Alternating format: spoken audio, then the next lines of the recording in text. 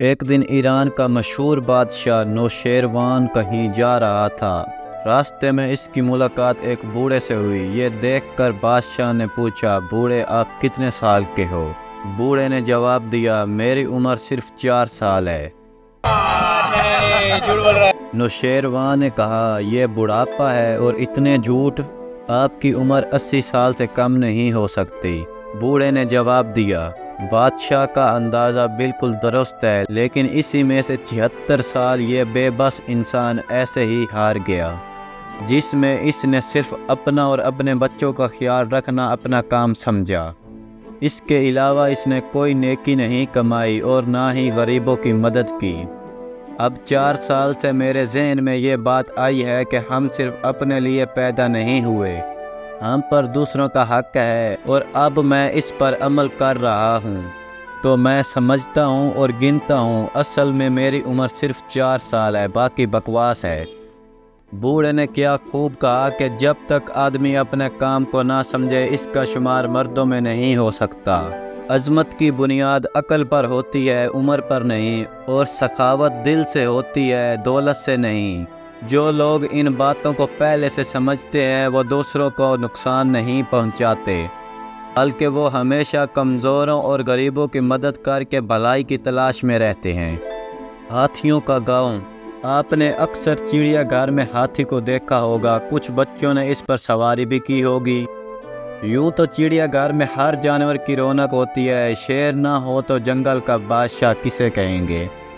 اسی طرح ریچھ اور بندر کا الگ مقام ہے۔ بچے بندر کی شرارتوں سے بہت محفوظ ہوتے ہیں۔ سب سے پیارا اور معصوم جانور ہرن ہے۔ جب شرارت کرتے، آپس میں لڑتے یا چھلانگیں مار کے بھاگتے ہیں تو بہت سے دلوں کو بھاتے ہیں۔ دریائی گھوڑا ہر وقت پانی میں گھسا رہتا ہے، اس کا پانی اکثر گندا اور بدبو والا ہوتا ہے۔ کوئی بھی جنگل اور چڑیا گھر ہاتھی کے بغیر ادھورا ہے۔ یہ انسان کا صدیوں سے ساتھی ہے۔ انسان ہاتھی کو جنگوں، وزن اٹھانے اور اس کے دانتوں سے مختلف اوزار بنانے میں استعمال کرتا ہے۔ ہاتھی میرا ساتھی، زندہ ہاتھی لاکھ کا، مردہ 1.25 لاکھ کا، جیسی مثالیں بھی اس سے وابستہ ہیں۔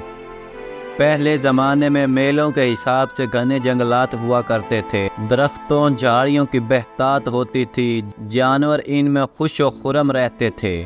اب ٹی وی میں جنگلات دکھائے جاتے ہیں، کہیں کہیں درخت نظر آتے ہیں اور کچھ جھاڑیاں اب لگڑ بگڑ بھی دور سے نظر آ جاتے ہیں۔ جنگلات کی کٹائی سے ان جانوروں کو بھی خطرات لاحق ہیں۔ اگر صورتحال ایسی ہی رہی تو چند سال بعد صرف چڑیا گھروں میں ہی اور مزید کچھ دہائیوں کے بعد صرف کتابوں میں ہی بعض نایاب جانوروں کی تصاویر ہی دیکھنے کو ملیں گی، جیسے آج ڈائناسور کی تصویریں ہیں۔ ہاتھی تھائی لینڈ کا قومی جانور ہے۔ وہاں ایک گاؤں کا نام بانٹتا کلانگ ہے۔ اس گاؤں میں صرف 400 افراد رہائش پذیر ہیں، مگر اس گاؤں میں تقریباً 190 ہاتھی، جس کی وجہ سے یہ سیاحوں کے لیے بہت پرکشش ہے اور سیاحتی مرکز بن گیا ہے۔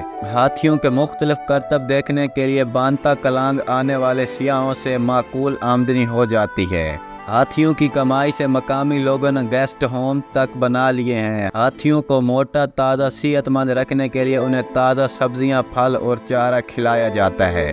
سیاح ہاتھیوں پر سیر کرتے ہیں، جس کی وجہ سے ان کی اوسط آمدنی $25 یومیہ ہے، جو معقول آمدنی ہے۔ ان کی دیکھا دیکھی سائیکل سواروں نے بھی سیاحوں کی سیر کے لیے سائیکل رکھ لیے ہیں۔ دنیا بھر سے سیاح یہاں آتے ہیں، اکثر سیاح فیملیز کو لے کر آتے ہیں۔ ہاتھیوں کی سواری سے بچے زیادہ محفوظ ہوتے ہیں۔ یہاں ہانگ کانگ سے آنے والے ایک سیاح کا کہنا ہے کہ وہ اپنے اہل خانہ کو ہاتھیوں کے دیگر پارکس میں بھی سیر کرا چکا ہے۔ میرے خیال میں سیر و تفریح کے لیے یہ گاؤں اپنی مثال آپ ہے۔ سیر و تفریح کے لیے زیادہ جرمن، برطانوی اور روسی باشندے ہوتے ہیں۔ تھائی لینڈ میں پہلے ہزاروں ہاتھی گھومتے دکھائی دیتے تھے، مگر جنگلوں کی کٹائی اور غیر قانونی شکار نے انہیں سینکڑوں کی تعداد تک محدود کر دیا ہے۔ مزے کی بات یہ ہے کہ اکثر مداری کتے، ریچھ، بکرے بندر کے ساتھ مختلف کرتب دکھا کر مانگتے ہیں، جبکہ تھائی لینڈ میں مداری اور کرتب دکھانے والے ہاتھیوں کے کرتب دکھا کر مانگتے ہیں۔ جس سے تھائی لینڈ کی بدنامی ہوتی ہے۔ حکومت نے ایسے افراد پر پابندی لگا دی ہے۔ اب وہی مداری اور ہاتھیوں کو سکھانے والوں نے بانتا کلانگ کا رخ کر لیا ہے۔ یہاں رہائش رکھ کر وہی کام کر رہے ہیں۔ یہاں کوئی روک ٹوک نہیں ہے۔ تھائی لینڈ کی مختلف تنظیمیں ایسی کوشش میں ہے کہ وہ چند ایسے گاؤں سیاحوں کے لیے مخصوص کر لے تاکہ سیاحوں کی آمد و رفت سے انہیں معقول آمدنی ہو سکے۔ تھائی لینڈ کے شہر سورن میں ہر سال نومبر میں ایک میلہ لگتا ہے جہاں مختلف شہروں سے ہاتھی شرکت کرتے ہیں اور دنیا بھر کے سیاح سیر و تفریح کے لیے آتے ہیں۔